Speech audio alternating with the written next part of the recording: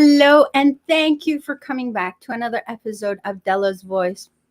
What a blessing this is for me to have this platform to bring you the knowledge, the inspiration, the motivation from all sorts of superheroes, people who live passionate lives and they can't stop helping others.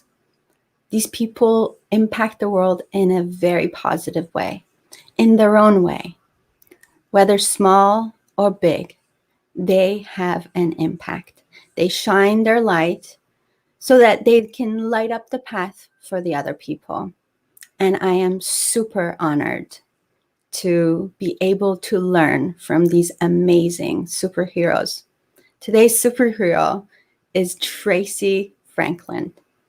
Tracy is an entrepreneur. She's a business owner of an awesome place called Kangoo Club Kicks. I can't wait for you to meet Tracy because Tracy wears many hats. She's also a mom. She's also a cardiac nurse. We're going to find out more about that.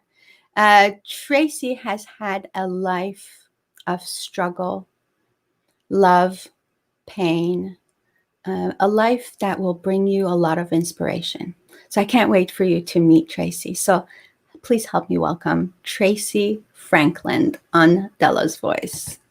Hello. Good morning. Good morning. Thank you for being here, Tracy. Well, thank you so much for having me. I'm very honored to be on your show today, Dela. Amazing. I can't wait to start. I just want to make sure that we say hi to everybody who's watching us today. It is Sunday and people are here watching us. These are committed individuals who have so much loyalty, so much love for this platform. And I really, truly appreciate it. And so please go ahead and make sure that you press that share button so that other people could also watch this show. You're going to hear a lot from Tracy today. Her story is fantastic. It will warm your heart. It will truly be one of those stories that is going to stay with you for a very long time. So with that, oh, and don't forget to give us a thumbs up. Where's my thumb? Right here. Thumbs up. Okay. Well, Tracy, thank you for being here. I am honored to bring your story to the people. So why don't we go ahead and get you introduced the proper way. And let's go back and start to tell us a little bit about your background, where you come from, and how you got here today. Well, a little bit about me. I am a cardiac nurse in the operating room at South Lake. So yay, you're correct. I wear a couple of hats. I'm a registered nurse, but I also have qualifications to be a registered nurse first assist, which means I can help the surgeon do the surgery.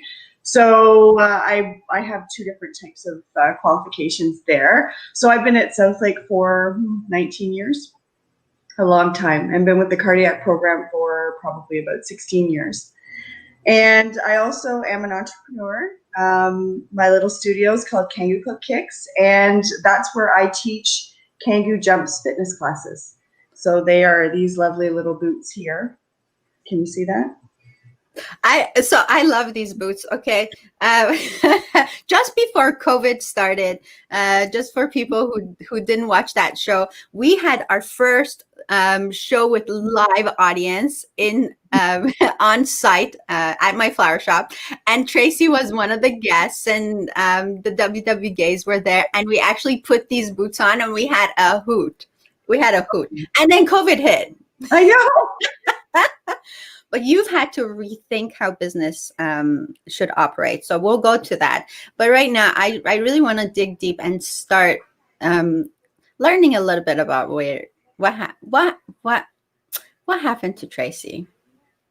So I'm an adoptee. So I was adopted when I was 9 months old by my parents, and grew up having a bit of a tumultuous relationship with my mom in particular. Mom grew up in the Depression, and unfortunately she was one of 7 children. and both her parents had passed before she was 16.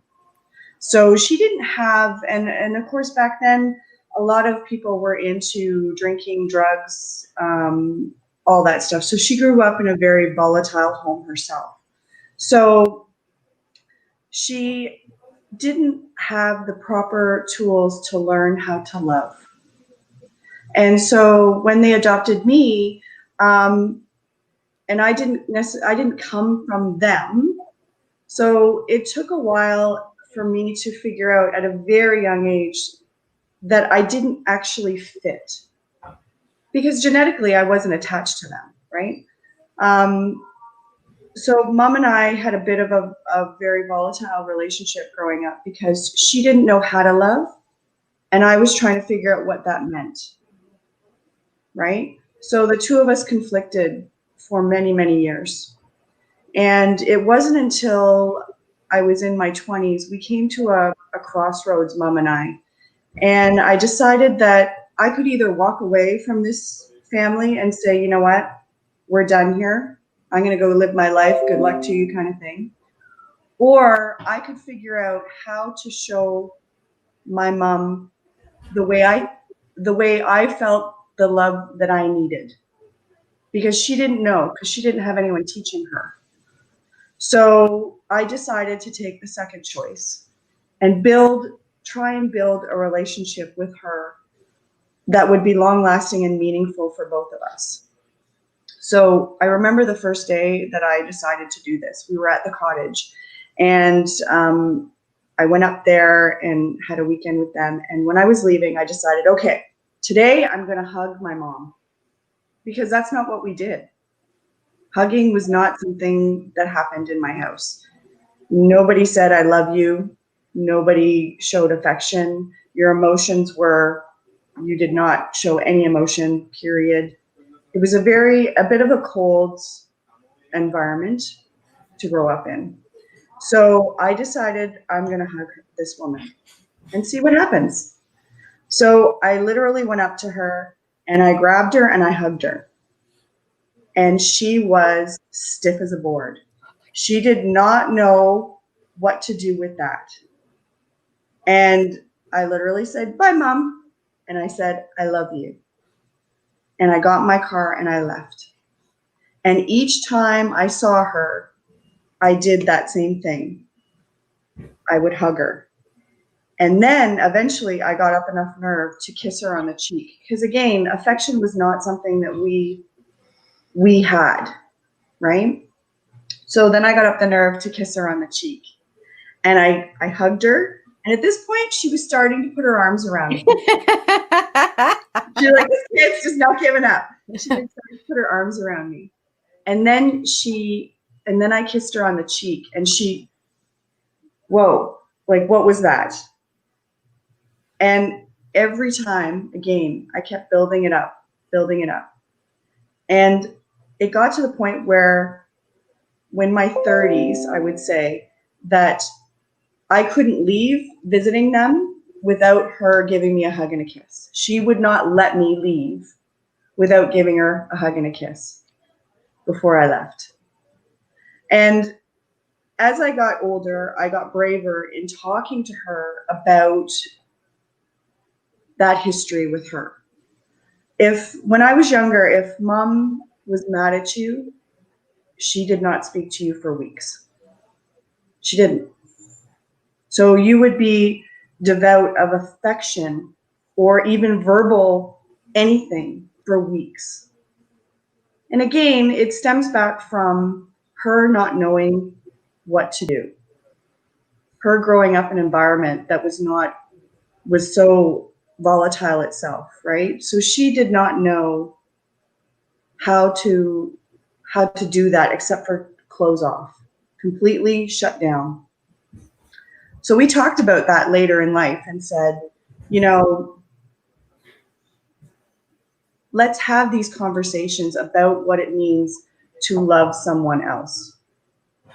And what does that look like? And it was very, very hard for her to verbalize, because her answer always was, well, you just know. I said, no, Mom, I don't know.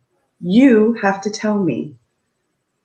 You have to show me, because that's my language of love, is showing me what that means. What does that look like?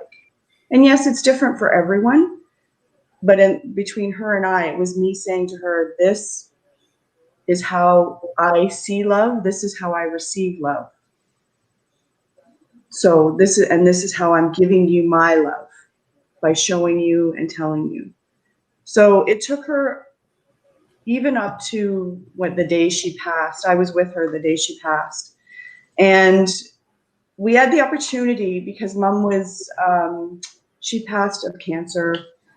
She had lung cancer, and this would have been a year ago.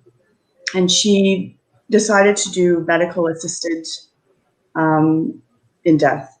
So she had the help of her physician to help her pass. So I had the beautiful opportunity of being with her on her last day, and her and I chatting and saying our see you laters. I don't like saying goodbye. I like saying see you later. So we had that moment, and she said, you know what? I am sorry I was so cold when you were growing up, but I didn't know how until you showed me. And that was how we ended it. Wow. Sorry, I can make you cry. It's so hard. I know, right? And I'm wearing makeup. Like, I'm wearing eyeliner today. So but that's okay. This is That's the Gold Notes version of it. yes, and we're gonna come back and dig a little deeper, because that is when I asked you to what you would like as the title for your show, you said Discovering True Love, and that's how that's what you found. That's what you found with your mom.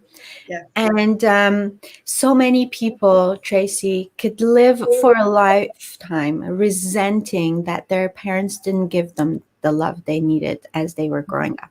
And they take that resentment and they live with it for the rest of their life. And perhaps they won't give it to their kids. And this cycle continues. Yes. But you decided to break that, not only break that cycle for your own family, but also you gave another woman the chance to experience what it means to really love. And so I find that very courageous. This is not an easy thing to do. You put yourself out there. You were very vulnerable, because at that moment I can imagine how that first time you hugged her, what would have happened if she pushed you away? Well, the thing was, for adoptees, a lot of us feel rejection because we've been given up for whatever reason, good, bad, indifferent. We've all been given up from our original parent. And in my case, I was given up because I was a product of an affair. So the choice was made between keeping me or giving me, and my birth mother chose her husband because he was the one that made her choose. And so, and again, this is the 70s, a completely different time.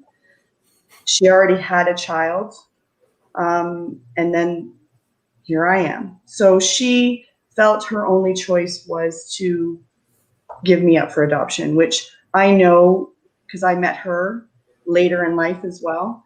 And I know that that was a huge, huge regret on her. The pain that she had and carried her whole life, knowing that I was out there. But it was a choice she had to live with.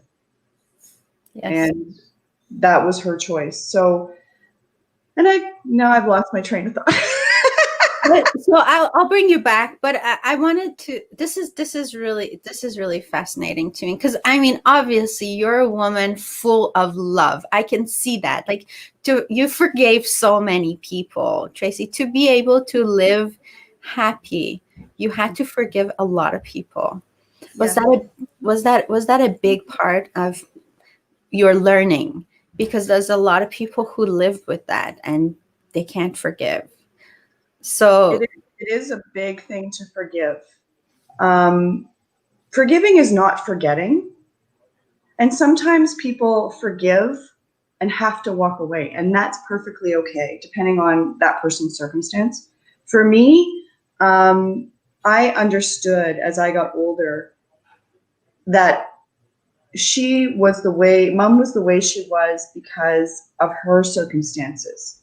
So in order for me to break that cycle within my own family, I had to figure out, what do I want to do? So, and that's when I made that very conscious choice of saying, okay, I'm going to leave this place. I'm going to grab this woman. I'm going to hug her. Let's see what happens. And again, back to that rejection piece, part of me, I guess, has always felt like I've been rejected a little bit my whole entire life. And so I chose not to let that define who I am, because I am not something that can be discarded.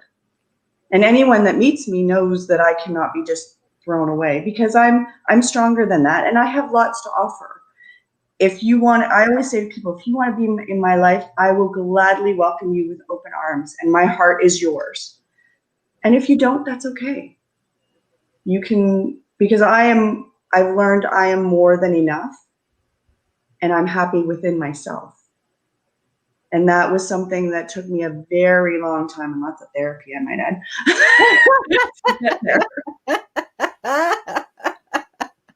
to get to that point.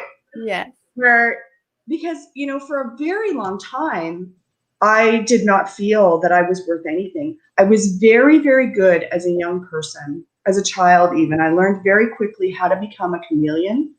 So if I was in a situation, I figured out how to conform to that situation so that person would like me. If I become what they think I need to be, that if I become that person, then they will like me. Oh my Right? God. I so resonate with this, because that was me too, like for a very long time. And there's a little bit of that, I think, in all of us. Yeah. And first of all, it takes a certain amount of growth to be aware of that. I think a lot of us can live our whole life without even realizing that we are a people pleaser, and we want that validation from other people. That's more important to us than the validation we can give to ourselves. We can live like that for the rest of our lives unless we become aware. And I know that I've had to do that, and it's still an ongoing process, Tracy. It's so hard. It's so Right? hard because it's so ingrained in us to become this other person. For a very long time, I didn't know who Tracy was. Right? I was like, okay, I need to conform to be like that person. Okay. And then I would put on that mask. Yes. And I would become that person. Or, okay, that person likes this type of person, so I'm going to start being like that. So I actually had a little bit of an identity crisis because I couldn't figure out who I was. And then I had, when I was probably, I think the kids were, I want to say like little, like 1 or 2. No, they were closer to 3. I have twins, by the way. They're going to be 19. Oh my gosh. How did I get this old? Right? I tell you. I had a bit of a breakdown because I could not cope anymore with all these different expectations and these different personas that I was trying to convey to other people. And that's when I decided I needed help. And I will go to a lovely lady named Sharon. And she helped me see that it was because I didn't know who I truly was. And that's when the process of becoming who I am today started. And so when you do this with your emotions and this with everything, eventually it's gonna boom, and that's kind of what happened. And I'm forever thankful that I had the mindset to say, okay, you know what? I need to deal with this. I need to recognize that I need to find out who this person really is. What can I offer other people? what's going to make me happy for the long haul, because I can't go on like that Ugh, anymore. so good. Right? So hold that thought, because we're going to come back and dig deep. Okay. I want to make sure we say hi to everybody who's watching. There's lots of people watching, and thank you so much for being here with us today, as we hear the journey of Tracy Frankland and how she discovered true love. And there are lots of comments too. People saying hi, sending us lots of love. I'm just gonna show them here, one by one, and sending hearts. And Andrea was there at our live show. She says it was fabulous. Debbie says that took a lot of courage on your part, going back to your story. So we're going to come back and dig deep on how you started this growth process. Maybe someone today is going to hear this, Tracy, and they're going to take that step.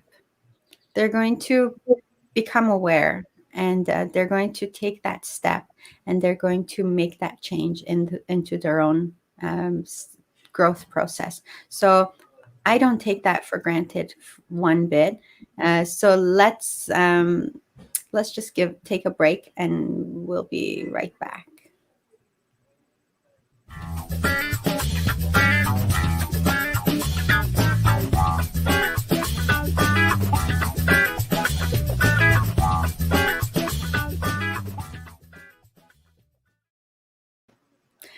And we're back with Tracy Frankland. Okay, so take us through the process. It's like peeling an onion, isn't it?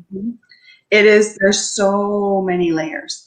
And the thing about it is, it's not just one time. It's a process that I still continue even to today. I'm still learning constantly, and I'm still trying to figure things out even now, even at almost 49 years old. And I know for myself, this will be a forever kind of journey of discovering myself. When I had that epiphany that I needed help, and I went to see my friend and said, okay, help me with this. We literally peeled back everything and I became very raw, and we went all the way back to my childhood and went through all those different traumas that I went through as a child. When you're devout of love and affection for weeks at a time, that is very damaging to the soul and the spirit. So we had to go back to that, and I had to learn how to forgive that and to embrace that childhood that I kind of lost a little bit. And so that's kind of where we started. And then each time that we would meet, we would talk about different instances that occurred when I was younger, and how to move forward from it. Because you can absolutely get stuck there. And then you feel like, and then your life doesn't move forward. And I was determined not to be stuck there. Because once I understood, as I said before, that this really wasn't, my mom just didn't have the tools. I think in my mind, it became a little bit easier to forgive her. And then when I showed her the way, it was easier to go forward with her. And, you know, when I was, you know, in my 30s, Mom and I went to France together. We have never traveled just the two of us, because before we would not have been able to do that, because we fought just way too much.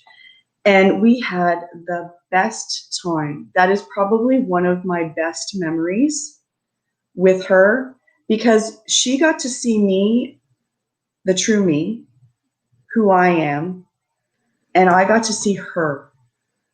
And I think that was the first time in our life that we've actually been able to do that. And that, like I said, is one of the happiest memories. But going through all that peeling of the layers, that's when you get to the core, and that's when you have to nurture that core, and then also figure out who I am. So I'm actually very artistic. But when I was younger, I would draw in art class. And I would bring home my paintings and my drawings, and I'd be very excited. And I'd be like, Mom, look. And she'd be like, "Eh." So what did I do? I hid that talent away. I hid it away, never to be seen again. And then it was somebody who said to me, why would you do that? Bring it back out. It took me months to just hold my pencil again, to be able to draw something. I was so afraid of what would happen if I put myself out there, right? Finally, I did. And then I started drawing. I started doing portraits. I started doing painting and all these things. And it was funny because when I showed my mom one of my paintings, she was like, oh my goodness. But this was a different person than the same person who was when I was little. This person that said, oh my goodness, and she was very excited about this painting, and it proudly hangs up in her living room, is not the same person who was back when I was a child and went, yeah, I don't know. Right? So it was nice for me to see that she had changed herself and grew and was able to appreciate and recognize that I am not the same as her. I'm not going to be the same as her because I'm a completely different person. Now, obviously, there's nature versus nurture for sure. But, and some of the traits I have are definitely learned from my mom. But at the same time, it was nice that we were able to come to that same, where she understood that showing love means also showing a bit of support for that person, whether you agree with it or not. You don't need to agree with what the person is doing, because my dreams of what I see myself doing and what my mom's dreams are not the same thing. And that's okay. So it was nice that we were able to come together, and then she looked at that offering I gave her and accepted it with nothing but pure joy and love, because she was like, that's beautiful. Right? You know, we often hear you can't change people. Mm-hmm. We hear that a lot. You can't change other people. I found that in my journey, as I changed, so did so did other people. Mm-hmm. But I think it's really, as I changed, my perspective changed, Right. and my expectations changed. Yes. And the way I showed other people, and you said it, if I love and respect myself, other people will love and respect me to the same degree. Yeah. So in a way, you can change other people by changing yourself. Was that true for you? Absolutely. And she was proof of that. The minute I showed what real love, true love looks like to her, Mom and I were able to form a bond that we didn't have when I was a child. You know, and then she became very proud of who I am and who I become. And she was like, "Oh, look at this is my daughter," right? Whereas before it was almost like I didn't exist. Mm-hmm. Mm-hmm. Right? I was just somebody in the background that lived in the house.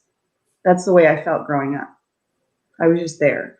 And because I was a bit different growing up from my family, my brother, I have an older brother, and he is their natural child. So when Mom couldn't have kids, that's how I came on the scene. And so they were able to bond easier than it was for me, because here you are putting somebody, a complete stranger, a baby, into a house that I don't recognize and they don't recognize me, right? So it's back in those days, you would just, here, have a kid and it'll be fine. But nobody understood the psychological impact of you being taken away from your mother, your birth mother. Because you do bond with your children in utero, and you do create that bond. And then when that bond is taken away, you know, it's difficult for a baby. to navigate this new life. Who are these people I don't recognize? They don't smell like they don't feel like I know, they don't, none of those things, those primal basic things do we have. We're just put in this environment. So they were able to bond a lot, obviously a lot easier with my brother than they were with me, which made it difficult for me because what my basic things that make me were very different from them in terms of, for example, like the artistic side, very artistic, right? I was the band geek. I was in drama. I loved all that stuff. That was something that totally did not interest my family one bit. And so when I would be in a play and I would look in the audience, there would be nobody there for me, right?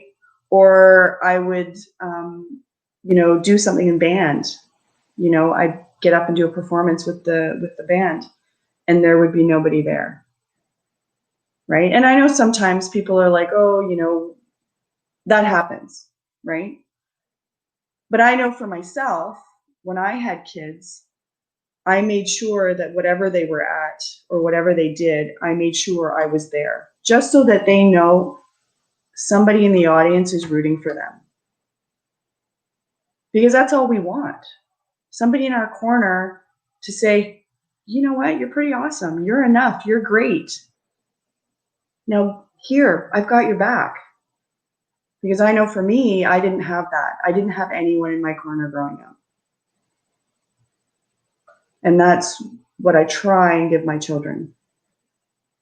Hopefully. Well, that certainly resonates with a lot of people, Tracy. I mean, we need that. We need, we need to know that there's someone having our back. Yes. Right. Oh, what you hear right now is my dog Sparky breathing really deep. Can you hear it? Poor little dog. He's okay. He's okay.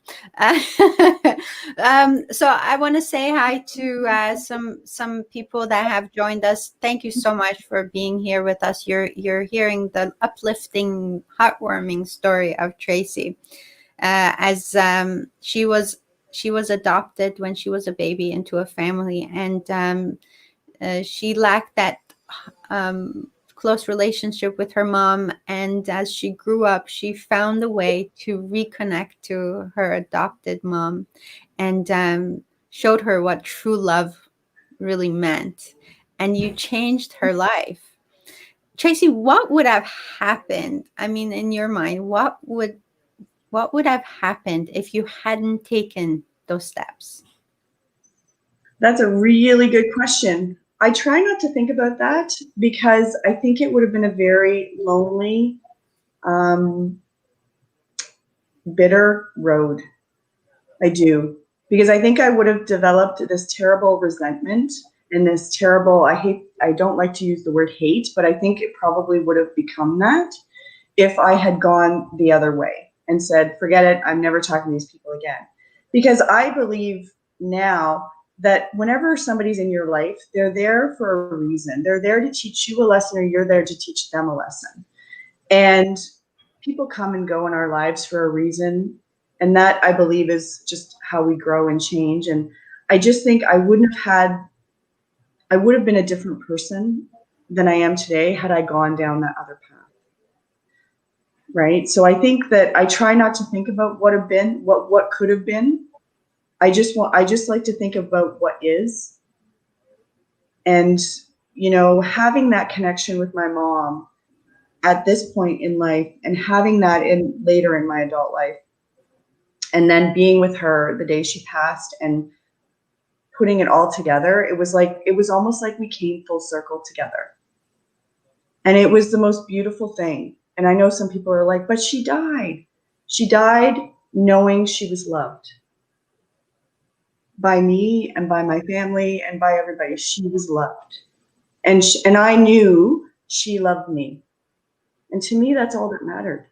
You gave her such a gift.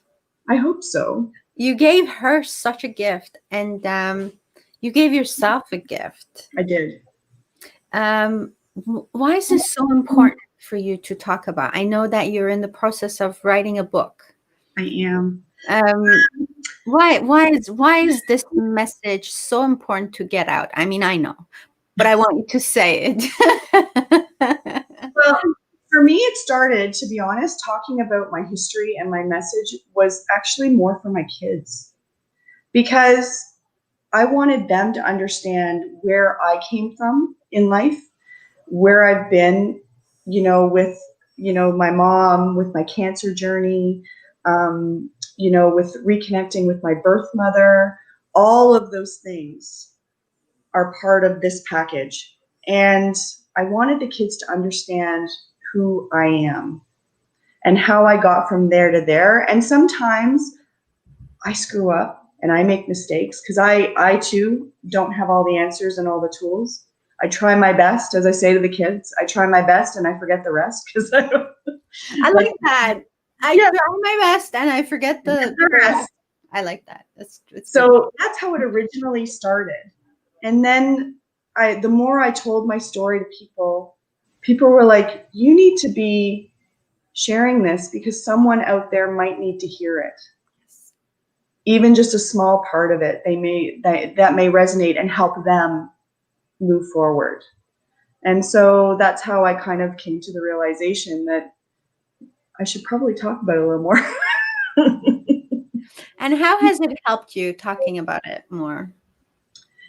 It's helped me close a lot of maybe wounds that I hadn't touched on yet, but it's helping me close those wounds and to become who I am sitting in front of you today. And again, it's a work in progress. We all change, evolve. It's changing my relationship with my kids because they understand me a little bit better. Like, I was talking to my son one day and he was angry with me for something. I don't know what. It was unimportant. And so I said to him, but Matt, if I didn't know and I don't have the tools and that's not how I was raised, I might not know how to do that. And he just looked at me and he went, what do you mean you don't know? You're supposed to know. You're the mom. I said, I understand that, but I'm not perfect.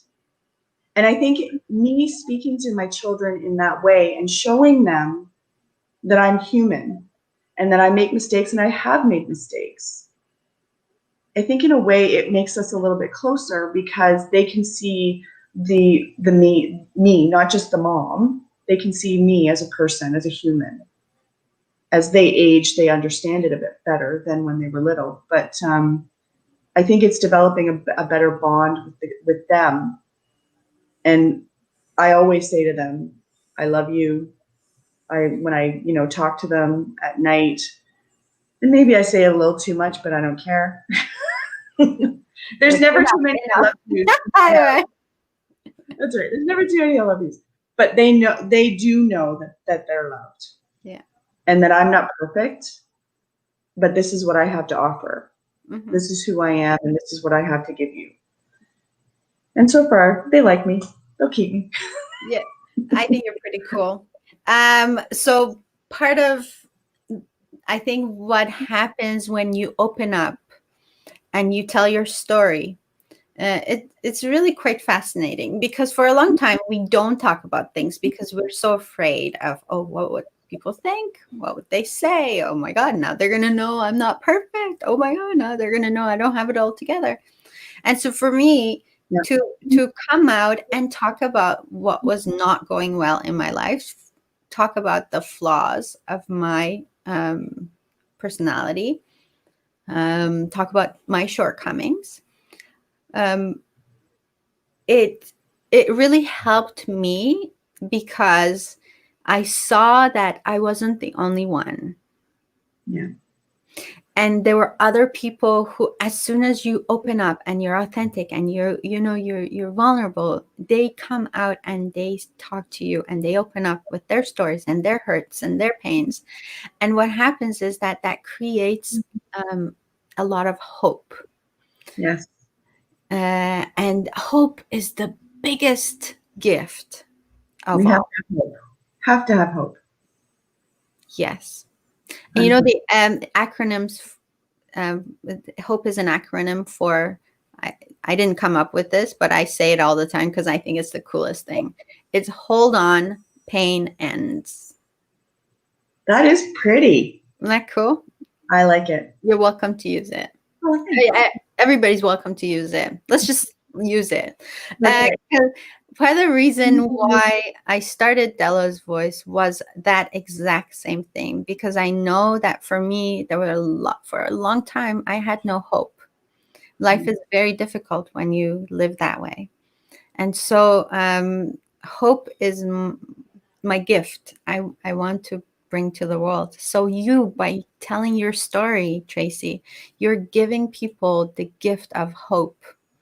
Because there's people who are going to hear this talk, and they'll hear you talk, and they'll hear your story, and they are in a similar situation, and they feel so desperate and hopeless and sad and pained. And once they hear your story, they get a glimmer of hope that this is possible. It is possible. It's work. It's not easy. It's you do, like we said earlier, if you go down this path with someone, you do run the risk of them rejecting you, and you have to be okay with that. You have to be okay with the fact that they may turn around and say, I don't want anything to do with you. You're out. And you have to be okay with that. But for me, it far outweighed that fear of rejection, that I had to go for it and at least try. And then I can walk away saying, you know what, I tried everything I could and she didn't want to. But then the opposite happened. And then there became this relationship. And, you know, when I was sitting in the chemo chair, the two people across from me when I was going through chemo was my mom and my husband every single time. She'd sit there and she'd be there for me, and you know, when I'm going through one of my darkest times, right? And that was her way of showing me love back. When, you know, so those are the little things that her and I came to understand of each other, and learning how to be with each other, and then creating this bond, which became a great, you know, as I say, great love story. I want to go back to your struggle due to, I mean, I'm so happy that you're here today with us. Like, because you survived, but you thrived, and it's fantastic to see it. Do you think that your new mindset that now was filled with love and compassion and forgiveness, was that a help to you while you were battling cancer? Yes, definitely. The one thing you need when you're going through cancer is hope. Hope, and that you're going to be okay.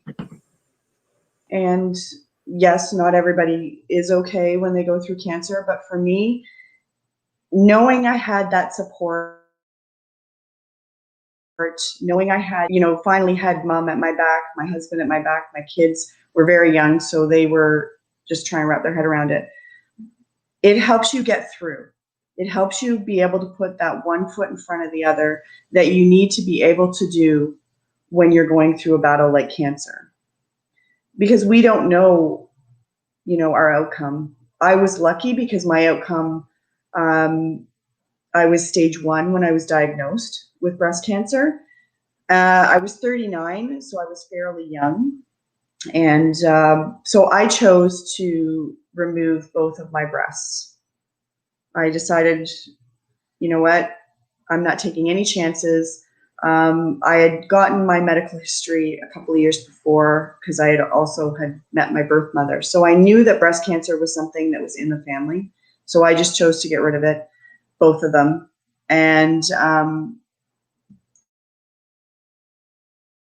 then, you know, Edie decided to throw everything at me with the chemotherapy and all the drugs, because they wanted to give me the best possible chance of survival that I could have, because I was so young. This was very aggressive. And I was just lucky to find it at stage 1. So having hope, having love, having all those things helps you, because that's the time where you need those people by you, pushing for you, being strong for you, because there are times where you can't be strong for yourself.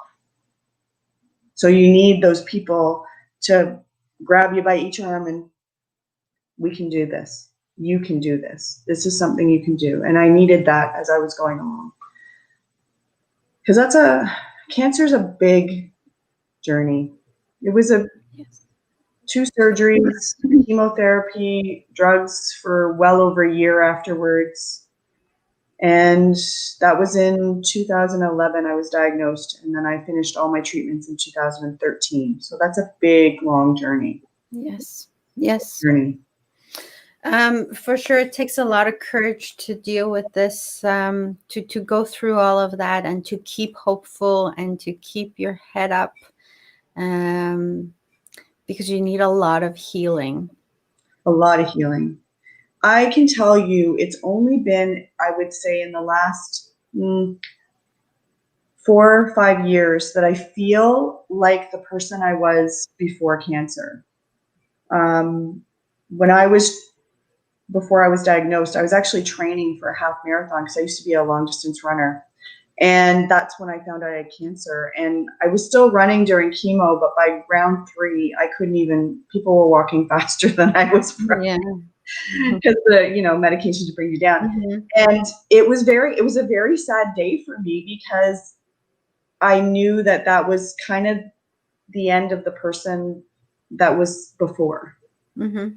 So being that, really vibrant, healthy person, it took me a lot of years to kind of get back to me, back to how I feel physically, mentally, because there are days even now that there's that little voice in the back of your head that's like, it can come back. You've had it once. It can come back, right? So it sits there in the back of all of our minds, all of our, cancer patients, it sits there. But for me, I think to myself, I can't live in fear of what I don't know. Yes, it can come back, but it can come back for everyone. But am I going to live my life living in that fear, living in that bubble of, oh my goodness, if I don't eat the right thing, or oh my goodness, if I don't do the right exercise regime, or oh my goodness, if I do this wrong, it's going to come back and I'll be gone. We don't know that. I don't know that. And I choose not to live that way. I choose, as I always say to people, I choose joy.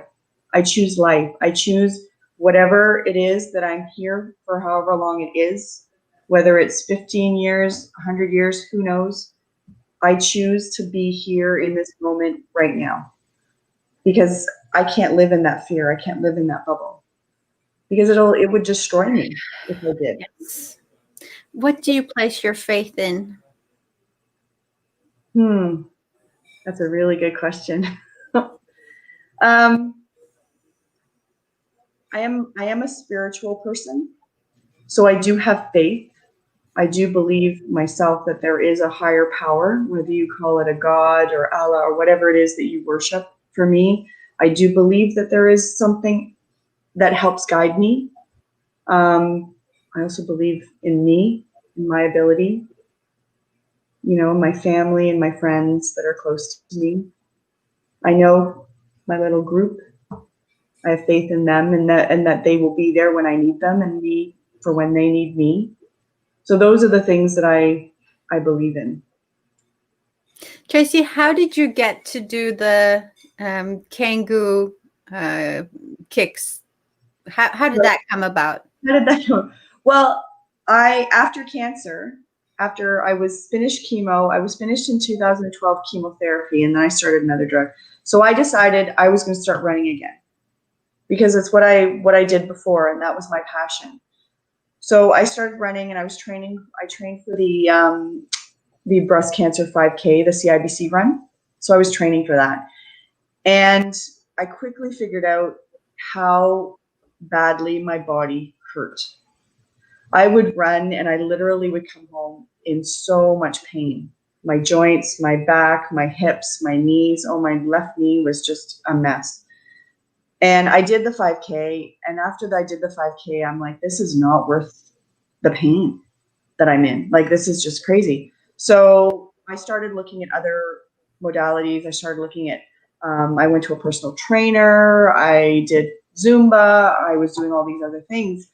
And I remember one day coming back from the personal trainer and I was just like, I couldn't move. I literally was frozen from head to toe. And I'm like, I can't do this either. Oh my goodness. Like, what am I going to do? I've always been such a fit person. I don't know what to do. And it was very discouraging for me that I wasn't able to move my body the way I wanted. So I saw an ad for the Kangoo jumps. And I thought, okay, I'm going to go try this. And I went to the first class and I did the class. It was an hour. And I left the class and I'm like, I don't hurt. Nothing hurts. There's no pain here. Okay. All right. One off. I'll go back and see what happens. Right. So then I went back to class and again, same thing. Hour class. I didn't hurt. I'm like, oh my goodness. This is it. Mm-hmm. This is what I need to be doing. And I have not looked back. And I honestly, I just love these things to death. And I tell people all the time, for me, they gave me my life back because I'm able to exercise at the intensity level that I was before cancer. And I was able to feel that way that I was before. And it was the most wonderful thing for me to have that gift given back to me because I was worried it wasn't going to come back. And I didn't want, I was like, I got to find something. Like something has to be out there for me. And so probably 2 years into going to classes, one of the instructors said, I challenge you guys to create choreography. It was like a contest they were doing. So I'm like, okay, I'll make some choreography. So I made choreography and they liked it. And then they said, well, have you ever thought about being an instructor? And I said, okay, why not? So I went and got my instructor. And 2 years ago, I opened up my own studio and I've never looked back. And we're just launching this week our online platform. So we're going to be in studio, online. We're going to be everywhere. So I'm very happy and excited about that. And I just love sharing my passion for these boots. And I know people they look at them and they're like, ooh, but they're very friendly. They're lovely. Can you show them again? Lovely little boots. I want a pair. So I mean, here you go. Okay, so I want to just say this because here's COVID, right? The pandemic happens. It paralyzes a lot of people. Yes. Business owners who are now sitting at home saying, "What the heck am I going to do with my life?" Yeah. But not Tracy Frankland, because Tracy Frankland is a survivor and a thriver, and she lives with joy. So her head is open to creative ideas. So she decides, no, this thing is not keeping me down. Nope. So I'm going to start online classes. So amazing. They're so much fun. Again, I loved being on them. Like, they look intimidating at first, but when you put them on, it's so much fun.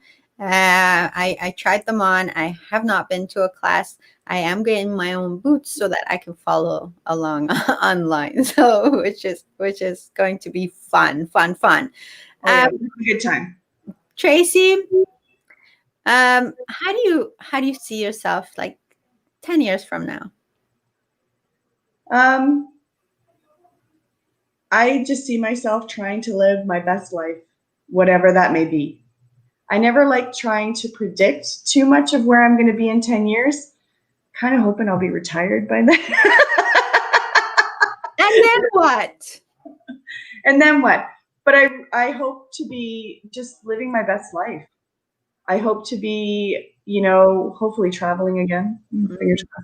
But just living whatever that is. I'm hoping, I know my Kangoo jumps will still be there, and I'm hoping that my studio will still be there, and just the community that we've created there, and just being with friends and family and just enjoying whatever time we have with each other, however long or short that is, and just taking on all those experiences. Awesome. Great answer. Lizzie T with the Lizzie T show. She's watching us and she says hello, and she thinks yes, creative. Yes, that's what happens, right? Creative juices start to flow when you open up to opportunities. He says, I really would like to try it sometime, and she wants to know where she can get the boots. You can get the boots from me. So you can reach Tracy on Facebook. Here's her address. It's scrolling down right underneath our post here, our broadcast. You can follow. Go to me and I'll help you. I'll get you hooked up. Yes. Perfect. And Tracy, when I say the word self-love, it's a big word. Yeah. What does that mean to you? Oh, wow. I knew you were going to ask me that question. No.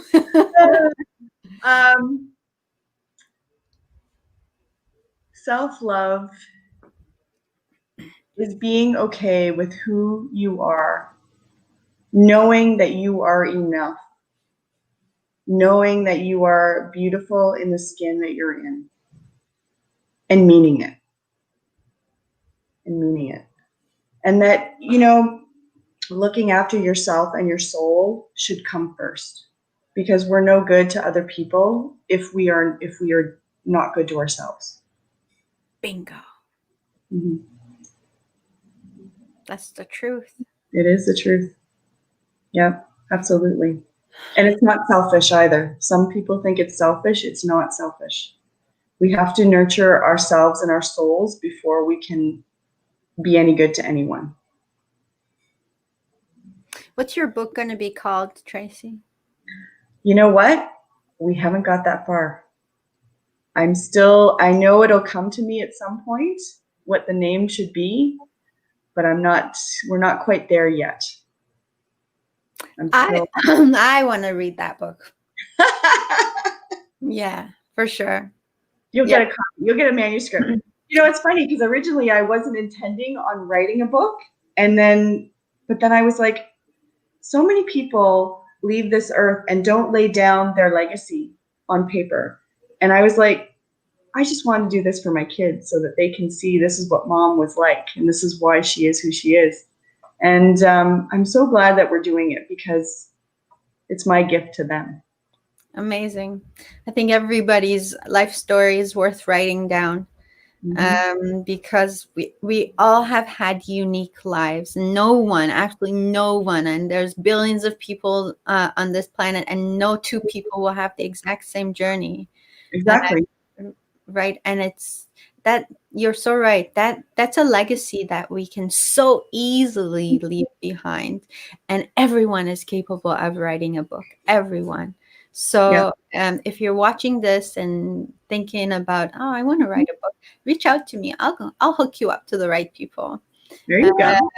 My book's coming out in the next 2 weeks. Yes, so it's being published as we speak. It's already. I think it's already on Amazon.com. It's called Enjoy Us. It's a little memoir of not all of obviously my life, but a part of my life. And so in writing it, I hope to bring some clarity, and I hope that people get a little more hopeful in their own lives, because that's what I was lacking, and that's what I found.